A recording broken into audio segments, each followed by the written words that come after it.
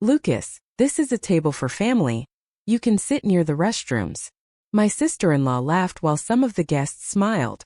The waiter handed me a bill for $22,000. I took a sip of my bourbon and smiled. None of them knew who was really going to pay. Tonight, my name is Lucas Ortega, and tonight I was paying for a party where one person desperately wanted to prove, once again, that I didn't belong. Lorena never liked me from day one. In fact, I don't even think she likes Clara, her own sister. But that never stopped her from acting like she was the queen of this family. She talked over everyone, made decisions no one asked her to make, and somehow convinced herself that she was the star of every situation. Maybe that's why she hated me so much, because Isabel genuinely appreciated me. Isabel, my mother-in-law, was one of the few people in Clara's family who always made me feel welcome. From the moment Clara introduced me, Isabel treated me like one of her own. She never cared that I wasn't born into this family. I was her daughter's husband, and to her that meant I mattered. And Lorena hated that. Because Lorena had a problem with men. Not in the I don't need a man sense, that would have been fine. No, she was bitter, resentful, the type who believes all men are trash because her marriage had gone down the drain. Her husband left her 3 years ago, and since then she embarked on a personal mission to make sure no man ever felt comfortable around her again, especially me. So when I saw her approaching with her designer dress, her haughty smile perfectly in place, I knew this wasn't going to end well. Lucas, we need to talk. I exhaled, slowly swirling the bourbon in my glass. Lorena, I don't think that's necessary. Oh, but it is. She placed a perfectly manicured hand on my arm, as if she were about to share something deeply personal. It's about the seating arrangements. A small change. I stared at her. What change? She put on that expression of feigned compassion. You're going to be at table 14 instead of the main table. It just makes more sense. I blinked. Table 14? The one in the back, next to the restrooms? She let out a small laugh. Oh, don't put it like that. It's still a good spot. I placed my glass on the table calmly. Lorena, I organized this party. I paid for this party. And now you're telling me I can't sit at the same table as my wife. She tilted her head with that air of self-satisfaction. Lucas, it's just that, well, it's a table for family. I let out a dry, humorless laugh. I'm literally married to Clara. Exactly, she said, as if that proved her point. Clara is family. You. She made a vague gesture with her hand. You are here, of course. I stared at her. Did Isabel approve this? For the first time she hesitated just for a second. Isabel is too busy enjoying her night to worry about seating arrangements, she said smoothly. So I took care of it. I'm sure you understand. Oh, I understood perfectly. Before I could respond, a waiter approached hesitantly. Mr. Ortega, just confirming the additional orders. Truffle risotto, caviar tasting, the vintage Dom Perignon. Mrs. Lorena said you approved them. I turned my head so slowly I swear I heard my own neck crack. Excuse me. Lorena took a sip of her champagne, completely unconcerned. Oh, relax, Lucas. It's a party. You wouldn't want Isabel to feel limited, would you? I watched her silently. This had nothing to do with the food, the seats, or even the party. This was about control, about reminding me that in her version of this family I was just a guest. I took out my phone, swiped to the restaurant tab. No limits. No restrictions. You know what? I said, looking directly into her eyes. You're right. Her smile widened. Finally, you're seeing reason. I returned the smile. Enjoy it, Lorena. I patted her shoulder. Really? Order whatever you want. Her eyes narrowed. What are you up to? I finished my drink and placed the glass on the table with a soft clink. Nothing. And then I walked away. Lorena thought she'd won. But at the end of the night, she'd be the one paying the bill. I walked away from Lorena, feeling her gaze burning into my back.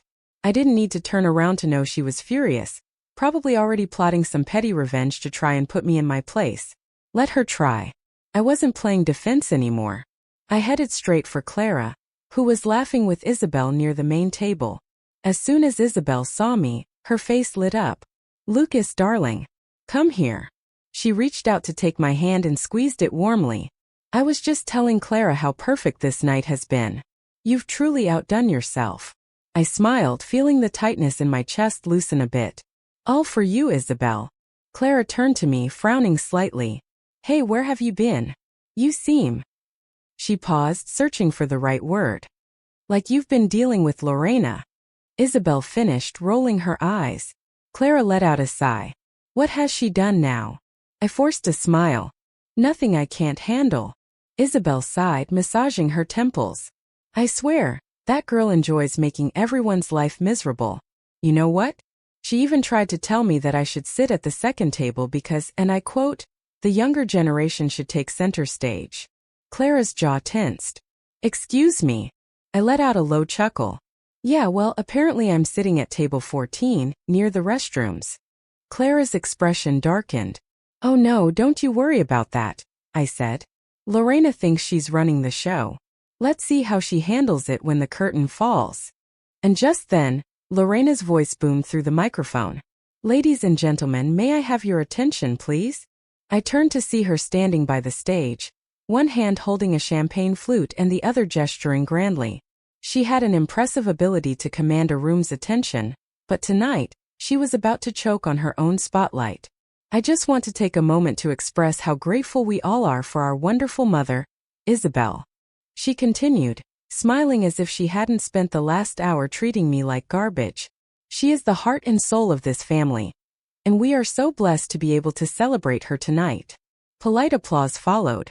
I clapped along with everyone else, watching her like a predator studying its prey. Lorena shifted slightly, her smile widening. And of course, none of this would have been possible without my dear sister Clara. She gestured towards my wife. She made sure tonight was perfect. A murmur rippled through the crowd. Some people shot me sidelong glances. Isabel sat up straighter in her seat. Lorena, her tone sharp. Lucas planned and paid for this event. Lorena gave a forced chuckle, pretending not to hear. And of course, we all contributed a little here and there to make this magical. I smiled inwardly. Oh, this was going to be fun. The same waiter from before stepped onto the stage, carrying an elegant black folder. He leaned in and whispered something to Lorena. She frowned. What? The waiter gestured towards me.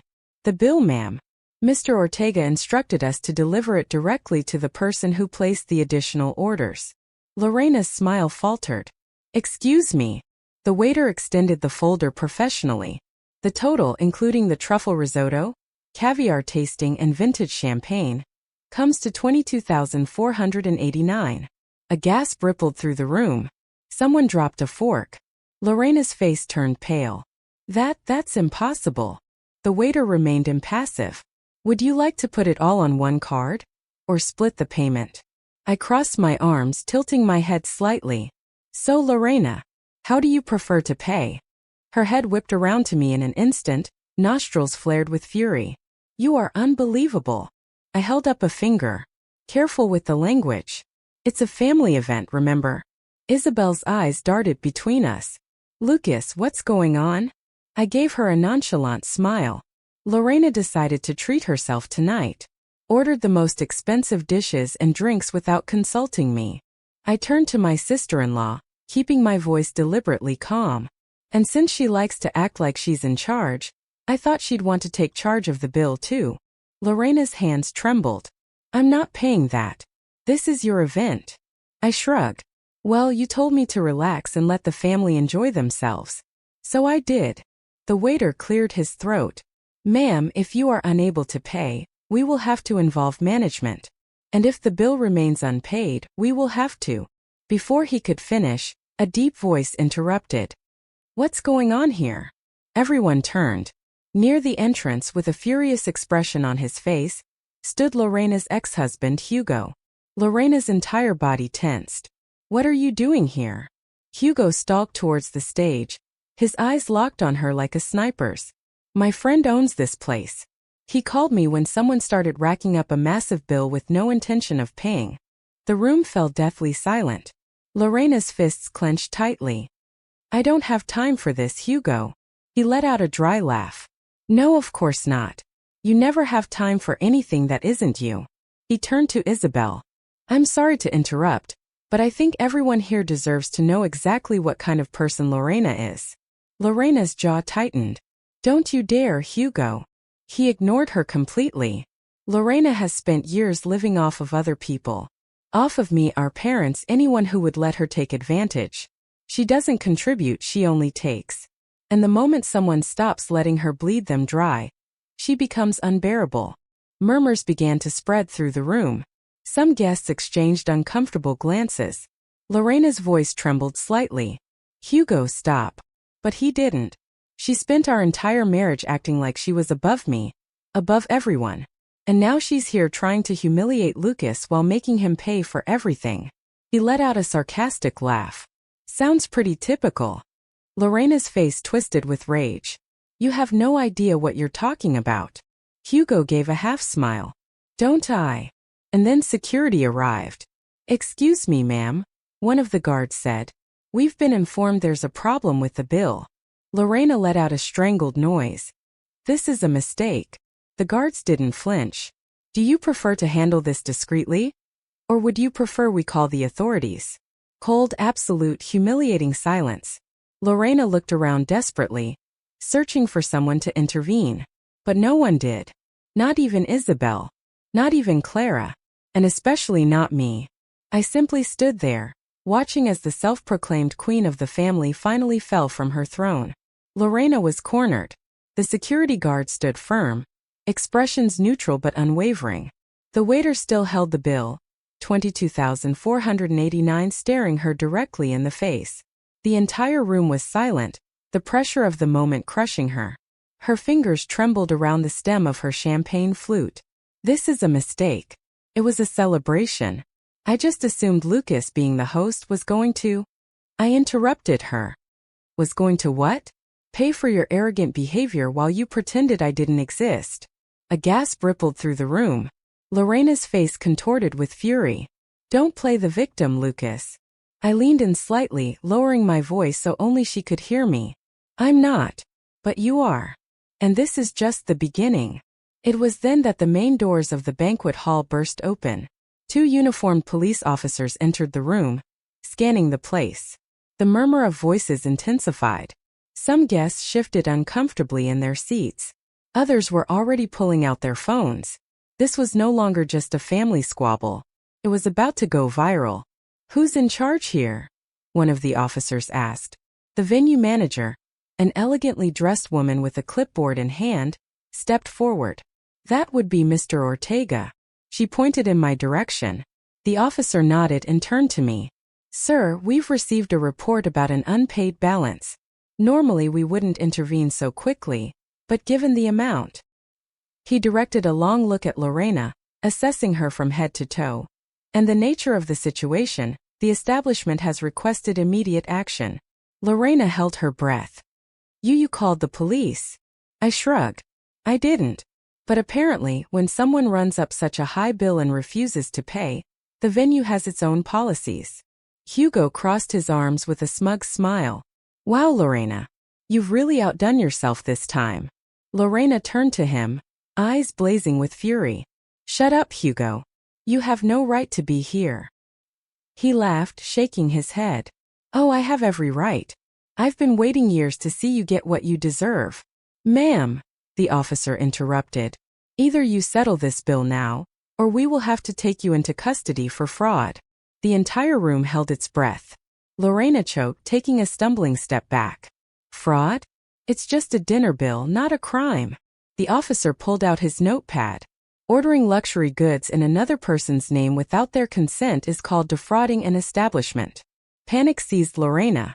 She turned to Isabel, her voice laced with desperation. Mom, are you really going to let them do this to me? Isabel exhaled slowly, adjusting the bracelet on her wrist. Lorena, you brought this on yourself. The words were like a slap. Lorena's body tensed. I'm your daughter. Isabel's expression didn't change. And Lucas is my son-in-law. And yet you treated him like a servant while spending his money. She shook her head. I've spent too many years making excuses for your behavior, Lorena. But this... She gestured around at the scene. This is the limit. Lorena's mouth opened and closed, but no words came out.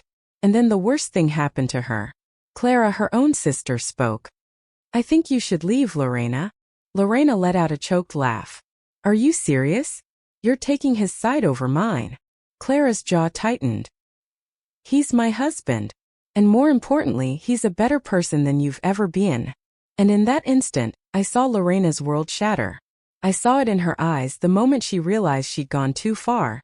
That for the first time she burned a bridge she thought would always be there. She turned slowly to me, her voice barely a whisper. You set me up. I smiled. No, Lorena. You did this to yourself.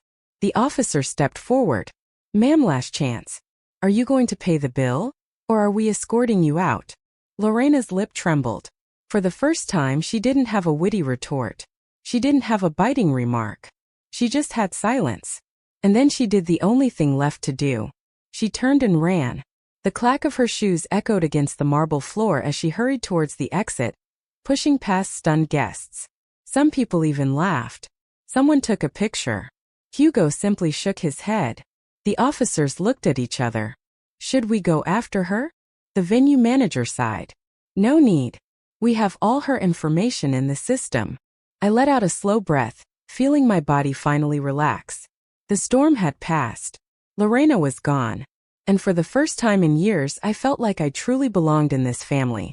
But the destruction she'd left in her wake was still settling. Guests were still murmuring. The tension in the air thick as smoke after an explosion. Some still had their phones out, whispering, no doubt already texting about what had just transpired. What was once an elegant banquet hall, the perfect celebration I'd planned, was now stained with scandal. And honestly, I didn't feel bad. Clara came to my side, rubbing my arm. Well, that was a disaster.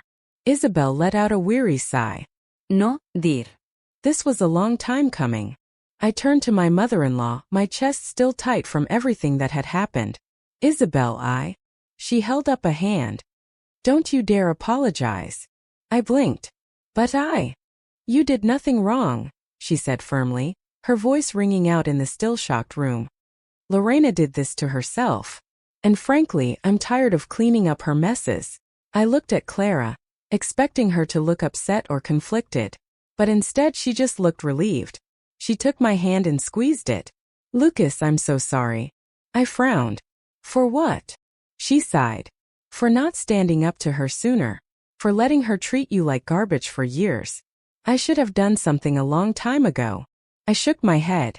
Clara, this isn't your fault. Lorena is an adult. This was going to happen sooner or later. Isabel folded her arms, nodding in agreement. She needed this lesson. And frankly, she let out a short laugh. I doubt it will do any good. She'll just find someone else to blame. Hugo snorted. You can bet on it. I turned to him, still processing the fact that he'd shown up out of nowhere to expose Lorena in front of everyone. Why did you come anyway? He shrugged.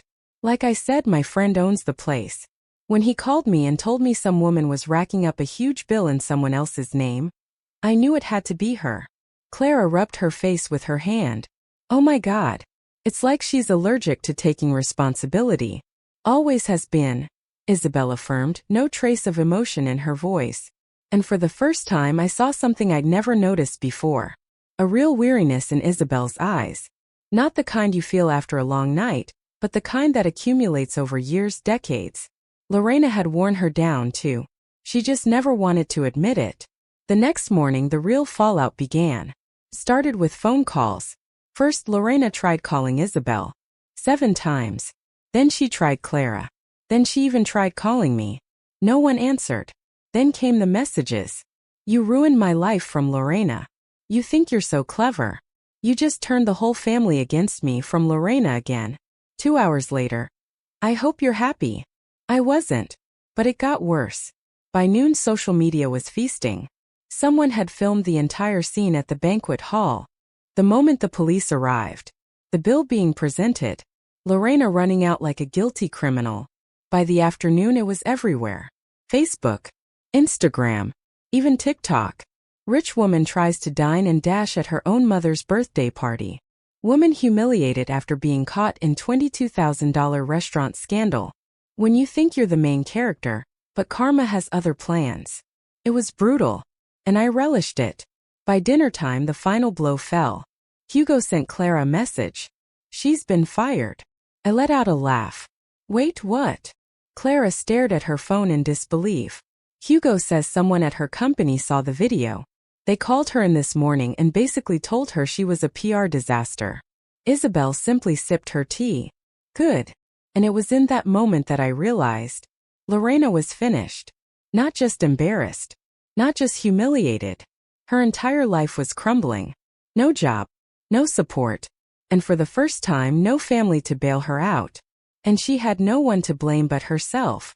Lorena had always believed she was untouchable.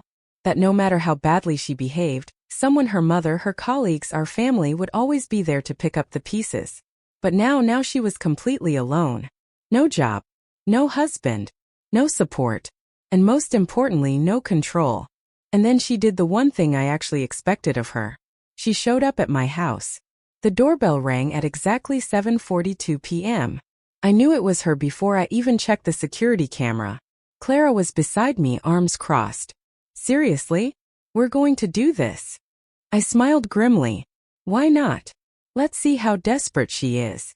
I opened the door. And there she was. Looking anything but her usual polished, perfectly put together self.